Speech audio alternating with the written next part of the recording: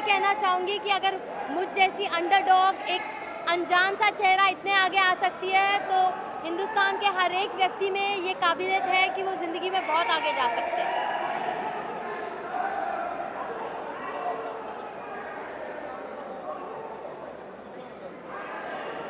यार मेरे बंदे को भेज दो Sanju, but he should not get affected by the crowd. या संजू,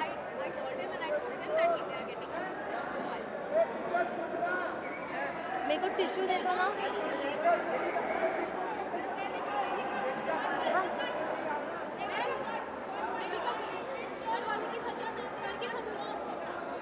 क्या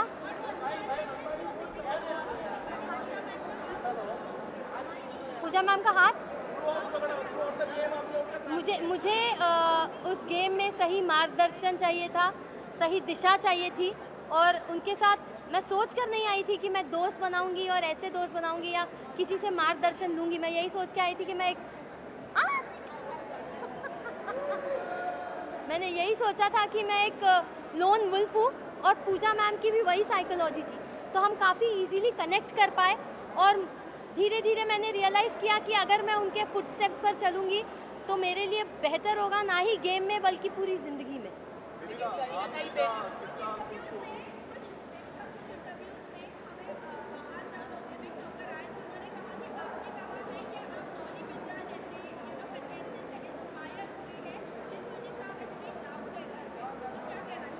जी नहीं, मैंने ऐसा कोई स्टेटमेंट नहीं दिया था, बल्कि दूसरे कंटेस्टेंट्स ने मुझे शेम करने के लिए, मुझे इंसल्ट करने के लिए ये स्टेटमेंट्स दिए थे। तो डॉली बिंद्रा ऑफ कोर्स बहुत ही आउटस्टैंडिंग पर्सनालिटी रही है बिग बॉस की हिस्ट्री में। उनके सीज़न का विनर कौन था शायद मुझे याद नहीं, बट डॉली बिंद्रा ज़रूर याद है। तो मैं ये नहीं कहूँगी कि मैंने ऐसी कोई स्टेटमेंट पास की थी या मेरे माइंड में था, बट हाँ, दूसरे कंटेस्टेंट्स ने मुझे शेम करने के इंटेंशन से छेड़ना शुरू कर दिया था और नाम लेना शुरू कर दिया था। But I have immense respect for the seniors of the show, और जो भी एक्स कंटेस्टेंट्स रहे, तो मैंने ऐसी कोई स्टेटमेंट पास नहीं की। क्या आपको लगता है वो एज अ विनर, अगर एल्विश नहीं आते कभी तो वाइल्ड कार्ड नहीं होते, तो वो as a winner perfect candidate थे, आपको लगता है ये? वेल, अगर आप मुझसे पूछे ऑन अ पर्सनल नोट, तो मैंने उसमें एक विनर और लीडर का पोटेंशियल या फिर वो पर्सनालिटी नहीं देखी थी। लेकिन अगर एल्विश एंटर नहीं करता, by public support and fan base वो ज़रूर जीतता। आप लोगों ने कहा कि मनीषा कोकर she is not a film material, इस पर आप लोग क्या कहना चाहेंगे? इस तरह का स्टेटमेंट देना किसी के ऊपर आप कैसे देखते हैं? मैं और पूजा मैम ये बात कर रहे थे, and I will be very honest कि वो काफ़ी एक्साइटमेंट जता रही थी, शो ऑफ कर रही थी कि फिल्मों में ऑलरेडी उसके पास इतना काम है, ये वो। बट पूजा मैम ने कहा कि she is not a heroine material, and I totally agree with that, because जो ह्यूमिलिटी और डाउन टू अर्थ नेचर और प्रोफेशनलिज्म इंसान में होना चाहिए, वो हमें उसमें नहीं दिखा। तो मुझे भी पर्सनली नहीं लगा। लेकिन आपने सीधी तरह से खुलकर आपने अभिषेक को बोला कि यू आर इनसिक्योर पर्सनालिटी पूजा, और कि एल्विश जीतने वाला है, उससे पता चल रहा था, और जिसके कारण वो कहीं ना कहीं अंदर से खुद को प्रॉब्लम में डाल रहा था, वो हमें दिखा, और इसके लिए तो बीमार भी थोड़े पड़ गए। जी। तो क्या कहना चाहेंगे इसको लेके? एल्विश को लेके अभिषेक काफी इनसिक्योर पर्सनालिटी थे, मनीषा भी थी। जी जी बिल्कुल। आप क्या कहना चाहेंगे?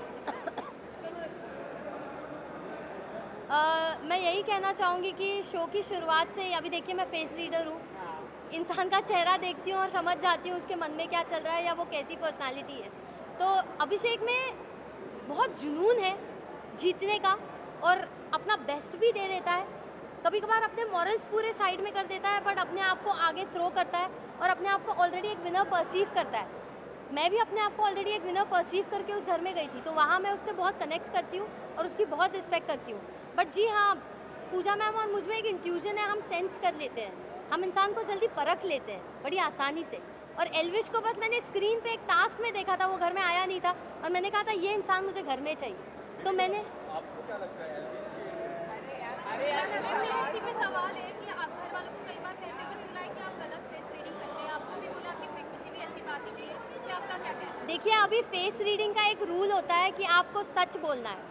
अब वो सच कड़वा भी होता है और कभी मीठा भी होता है, तो जिसको अपने बारे में बोली गई चीज़ या बात पसंद नहीं आती, वो उसे अक्सर गलत समझते हैं और ईगो में आके और अपनी सेल्फ रिस्पेक्ट पे आ जाती है, तो हाइपर हो जाते हैं। और अभिषेक का उसमें रिएक्शन सबसे ज़्यादा दिखा है, तो मुझे नहीं लगता है कि मैं गलत फेस रीडिंग करती हूँ। हाँ, एस्टिमेशन मेरे थोड़े इधर उधर हो सकते हैं, वो भी बहुत छोटे मात्रा में, बट गलत तो नहीं कह सकती क्योंकि इवेंचुअली वक्त के साथ ही आपको पता चलेगा। एल्विश में मैंने हमेशा पोटेंशियल देखा था और मैं हमेशा सोचती थी एल्विश जीतेगा कंपेयर टू अभिषेक, तो वो हुआ है।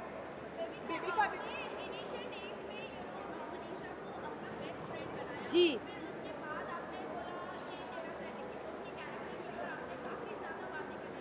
जी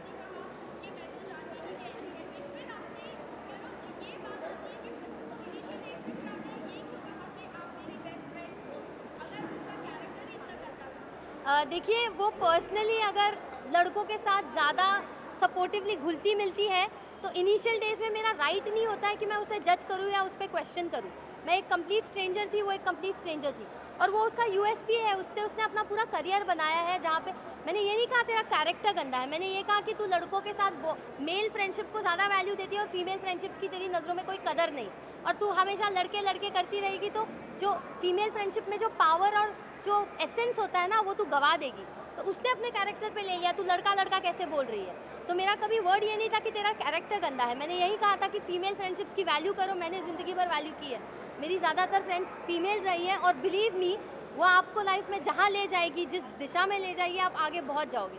तो वही मैं समझा रही थी। तो इनिशियली जब मैं उससे मिली थी मुझे एक नेक दिल अच्छी लड़की दिखी थी उसमें, बट इवेंचुअली जब उसने मौका परस्त होकर अपनी दोस्ती बदलना शुरू किया और मुझे लिटरली डिस्कार्ड करना शुरू किया, तब मुझे रियलाइज़ हुआ कि उसने अपना गेम शुरू कर दिया है। और पहले ही हफ्ते में उसके मुंह पे मैंने किचन में बोला था गेम शुरू हो गया क्या तेरा, उस पर वो बहुत चिढ़ गई थी। तो जब मुझे जो चीज़ सेंस हुई मैंने मुंहफट होकर बोला है, कुछ मन में नहीं रखा है। बेबिका, मनीषा ने आपको अभिषेक के बारे में कहा था कि अगर तुम लोग का ऐसा कुछ हो तो जिस पर आपने जब हमसे डिस्कस करते हुए कहा कि तेरे होते हुए वो इतनी इनसिक्योर हो जाती है कि बाहर जाने के बाद भी वो इनसिक्योरिटी कायम रहेगी। डज दैट मीन कि आप रियल में अभिषेक के लिए फील करती हैं और आगे आप क्या आगे जाके आप डेट करेंगी अभिषेक के शादी या तो देखिए, अभिषेक के साथ मेरी बॉन्डिंग काफ़ी टॉक्सिक रही है, वो पूरी दुनिया ने देखा है। और अभिषेक की जो पर्सनालिटी है ना, वो इतना डोमिनेंट, इतना एग्रेसिव और ओपिनियनेटेड है, और मैं भी डोमिनेंट, एग्रेसिव और ओपिनियनेटेड है, उसमें मुझे बहुत सिमिलैरिटीज़ है।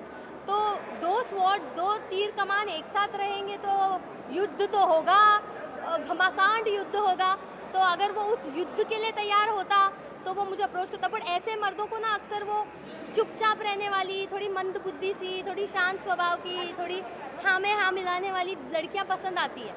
तो मुझे नहीं लगता मैं किसी को पसंद आऊँगी जो ऐसे मर्द होते हैं। मुझे नहीं लगता मैं अभिषेक को पसंद हूँ, तो उस एंगल में मैंने कभी सोचा नहीं है।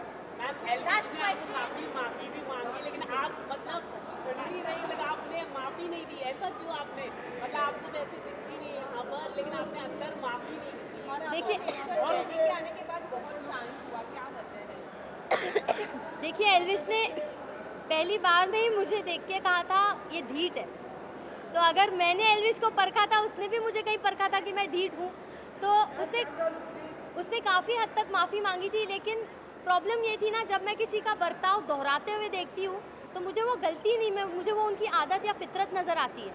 और एल्विश का वही रूप अविनाश के सामने भी बार बार निकल के आ रहा था झगड़ों में, तो वहाँ पे मेरा एक सेंस ऑफ गार्ड ऊपर हो गया और ट्रस्ट इश्यूज बिल्ड हो रहे थे। बट सलमान सर ने जब हमें समझाया, मैं सलमान सर की सुनती थी, मेरे डैड की और पूजा मैम की, तो सर ने बहुत ही अहम बात बोली कि बेबिका को इतनी गलतियों के लिए सबने माफ़ किया, बट उसकी अकड़ देखो, वो किसी को माफ़ नहीं करती। वो बात मुझे दिल पे हिट हो गई और मैंने रियलाइज़ किया, हाँ इस घर में मैंने क्या कुछ किया है, किसी का दिल तोड़ा है, किसी को मुंहफट होके बहुत कुछ बोला है, मेरी ज़बान को कैची माना जाता था घर में।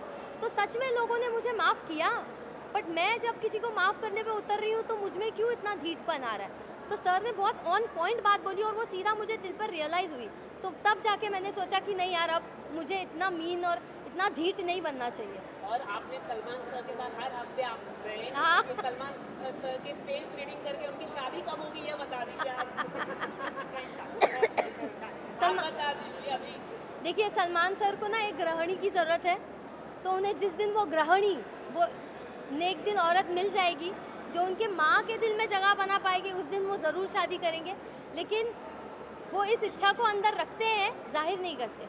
तो अब वो सलमान सर है भाई, वो भगवान है, वो मेरे गॉडफादर रहे। उन्होंने कितनी बार मेरे लिए शो में स्टैंड लिया है। जैड का इशू हुआ तब स्टैंड लिया, एल्विश का इशू हुआ तब स्टैंड लिया। तो उन्होंने मुझे एक फादर फिगर की तरह ऐसे मेरी उंगली उठा के गाइड किया है पूरे शो में। और मेरी छोटी मोटी बातों को पकड़ के वो हमेशा आके मुझे टोकते भी थे, समझाते भी थे, क्योंकि वो कंसर्न थे मेरे लिए। आप जिसकी परवाह करते हो, आप उसके बारे में सोचते हो, उसके बारे में ज़्यादा बोलते हो। तो मेरे लिए तो वो एक गॉड लाइक फिगर है। कोई डेडलाइन नहीं है शादी की, शादी की कोई डेडलाइन नहीं अरे मैं कैसे दूँ, वो देंगे। है। Thank you best of luck for future.